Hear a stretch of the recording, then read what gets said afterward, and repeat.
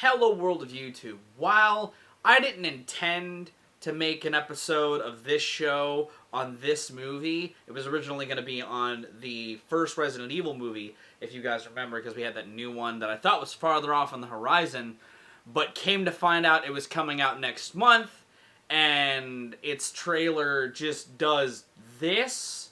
What the?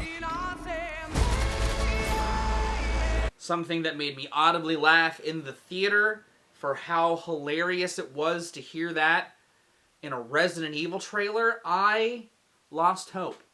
I don't think that movie's going to be great, even though it's trying to be more games accurate. It could be, but I just don't get that from that trailer, man. So instead, we're going to pivot and just run back to Haddonfield. It's fine. I'm not upset with talking about Halloween again. You guys know I like this franchise, and you may know I like the era that this film takes place in, but the film in question that I'm going to be fixing, conceptualizing a better version that I think I'd enjoy more, we're taking a look at the last part of the original timeline of the Halloween films. That was Halloween 6, The Curse of Michael Myers. Only 8 years old when I saw him, but I was one of the lucky ones. I survived. There is help out there for people like you. It's called electroshock therapy. Come on, you don't really believe that Michael Myers is actually alive. Michael's work isn't done in Haddonfield. Yes, the Paul Rudd one. It's a film that I just find so wild because there's so much history with this movie. It had 2 infamous cuts that focused on different aspects of the film, different concepts. The cult plot feels dropped altogether in a lot of the theatrical cut.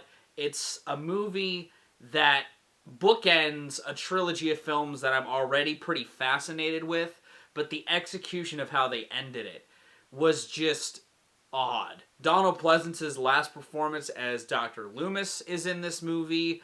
I love Paul Rudd, so I already like this movie just for that alone. I don't know. It's got potential as a concept. It's why I theorized a backdoor sequel to this movie on Wednesday Boys, because I think the concept of like Michael Myers being cursed to kill is weird.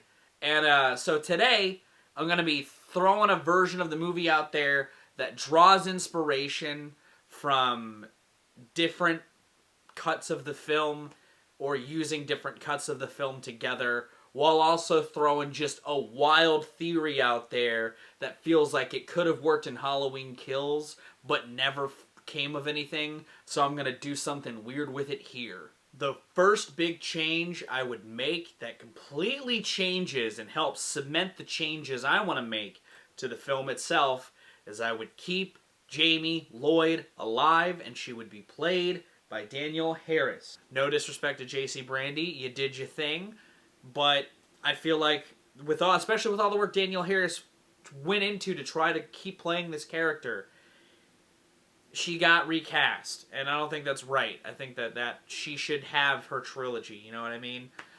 So she lives in the beginning. You know, it starts the same way. She's in the cult compound giving birth to her baby and all that sort of stuff. The nurse brings her. She leaves. She calls Barry's station, which catches the ear of Paul Rudd's character. It introduces all the people at play. You know, Dr. Loomis as well, having the meeting with the doctor from the first movie. I thought that was a nice touch as well. Tommy Doyle, great reference. I like that he's in this movie. You know, Tommy Doyle's woken up with a knock at the door, and it makes him paranoid because he's Tommy Doyle. And so there's this tense scene of him getting to his door only to open it and see Jamie Lloyd at his doorstep with a baby. He brings her in, and this is a way to bring these two characters, to bring Tommy Doyle even closer to Sam Loomis. And so it brings their dynamic closer a little sooner. And with them, because she has news she wants to tell the two of them, she talked about while being in the arms of the cult, she noticed a symbol on Michael's mask. And it's a thorn symbol, which sets off alarms to Paul Rudd's character, who tells his whole rune obsession and stuff.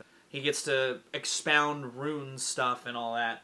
And while that's going on, Michael trying to find Jamie, so he, kills people along the way. He kills the nurse, he kills the truck driver, he gets to Haddonfield, and he goes to the Strode house, because that's where you go. You go to the Strode house, who also are introduced in the way that they typically are, or in the way that they are in the theatrical cut, just to introduce them as players in the movie, as it were. You have the scene with Danny at night being visited by the Man in Black. It kind of ties into something else I want to do with the Man in Black later on, and all that sort of stuff. You have the scene with the knife in the kitchen and all that sort of stuff. But then you also have Michael coming to kill Deborah Strode. But I don't like the way they do her death in the theatrical version, or either version, really. So but I like the way it ends. I like the blood on the bed sheets. So Deborah Strode, I just want to have her coming home, and she's just doing stuff around the house, just helping take care of the house. She's doing laundry, and that's when Michael kills her. It's a lot more straightforward, but I feel like I didn't need the chase scene where she's crawling through her laundry. It just isn't a good look, my guy. You have the radio show, the Barry Sims show, and that's where everybody converges, Jamie, Dr. Loomis, and all that sort of stuff. Then you have Michael kill, more at the Meyer house, kill the other Strodes and the girlfriend. You have the kidnapping at the house, all that sort of stuff still happens. And it's from that point things start to shift. Jamie's psychic powers get super active. She's from her baby. Her sort of instincts kick in, and her powers, basically, she has a vision telling her, Tommy, and Loomis where to go. They all converge at this hospital, and again, the things start to shift a little more when they get to the hospital, and this is where things start to push into a much stranger direction, because you have all the stuff that happens in the regular cuts, Paul Rudd dressing as one of the members and sneaking in and stuff like that, and doing all that stuff. Jamie's with Paul, and they talk about their plan, and they say that their goal is to take Michael's mask off. And again, masks sort of being brought up once again. And when Loomis finds the Man in Black, because it's been revealed through the capturing sequence and all that sort of stuff, and it's revealed that he is an ancestor of Conal Coughlin, who is the bad guy from Season of the Witch, and essentially reveals that this Michael Myers saga has been like a prequel to Halloween 3, and like the watching of it in that movie is like based on a true story film based on the events of these movies, starting with Michael's story. Essentially, this guy is making masks out of this cult, out of the cult that they talk about in the movie.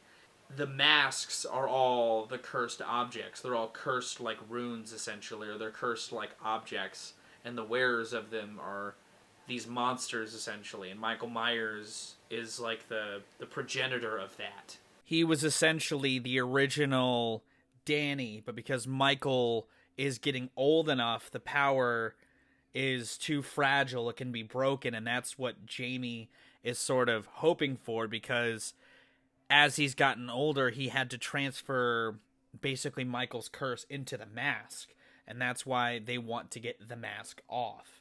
And he's hoping to use Danny as the new Michael Myers to lead this army of masked monsters. I know it sounds absurd, but if we're getting to like the 6th entry in a long-standing horror franchise, I feel like you've got to go all or nothing, and that's as all or nothing as I can think to be. And the baby is merely a sacrifice. It is very similar in that regard. It's just tying it to the Season of the Witch, which I think is a very underrated movie in this franchise. The story of it is just really cool. I think that tying those two eras would be interesting, in a sort of reverse engineering sort of way. Please any fans at the time of the movie, or at least potentially just please them in a sort of, again, bridging the gap sort of way, And I think it'd be just a fun homage to that movie as well. Plus, like I alluded to in the beginning, Halloween Kills, there were fan theories surrounding Michael Myers being tied to Silver Shamrock in some way, potentially with his mask, because they were focusing on taking his mask off in the trailers and in a part of the movie. And there was that scene in the trailer and in the movie itself where they showed off the Halloween 3 masks, and in the actual movie you can see the Silver Shamrock logo. So even as I was watching the movie, I thought, are they really going to do this? And so I feel like if they're not going to do that, because it's grounded in a sort of reality, why not just put it into the most absurd point in the Halloween franchise, Halloween 6? So I feel like I can get away with it in that regard. But that is the big plot change that I've made to Season of the Witch. It's bridging it to that era. Because from that point on, it's pretty normal. They stop the ritual from happening, you know. They get to do the fun bit with the runes while Michael's trying to kill Paul Rudd. And then from that point, they remove the mask, and Michael Myers basically gets to live the rest of his life. Similarly to how he does in, like, the producer's cut of the movie, he gets to live kind of a normal life. He gets to live a normal life with Jamie's child. You know, he gets to have his own family. He gets to watch over them, you know what I mean? And Tommy Doyle gets to flee into the night, as does Donald Pleasence. He gets to have his own Sam Loomis happy ending, you know? And it would have been fitting with Donald Pleasence's passing, you know, after this film. I don't know. It's that as an ending, I feel like is a better resolution than both endings, because both endings are kind of whack. Like the ending in the theatrical cut after the strobe effects, which would also just be gone. Any murders that have in the hospital, they're tasteful murders. They're like, you know, other people in the cult, stuff like that. But that would be the biggest sort of editorial change. But it's better than both endings, because in the theatrical cut, it has its dumb ending with the green ooze out of the mask, and then in the producer's cut, Loomis has to carry the curse, the Thorn curse, and it's like, man, that also sucks. That's dumb. You know, it's cool that Michael gets to be free, which plays into the sequel that I made of it. It's sort of following the producer's cut ending. It's just a happy ending all around, and a good bookend to this saga of madness. You know what I mean? Give Halloween a happy ending for once. That'd be weird, right? And it would have fit, you know? Give the passing of the torch off, proverbially. Sure, you wouldn't be able to have H2O, but you could theorize one. They still could have been like, well, what if that didn't happen? Because they already did. You know, what if Michael was the only killer, or stuff like that? You know, that stuff still could have happened. That's my theoretical Halloween 6. Do you like my story? Do you like what I would change to the movie? Do you like the movie as it is? Let me know your thoughts on Halloween 6, The Curse of Michael Myers, in the comments down below. If you like this video, if you like this series, give it a like. If you want to see more of my music, gaming, and general nerdery content, be sure to subscribe. Special thanks to my patrons. If you want to join the ranks to get early access to content, exclusive content, or to help drive the community, it's linked in the description. Thank you again so very much for watching. I have been Viral Rack. You guys have good days, lives, and situations, and I will see you another day.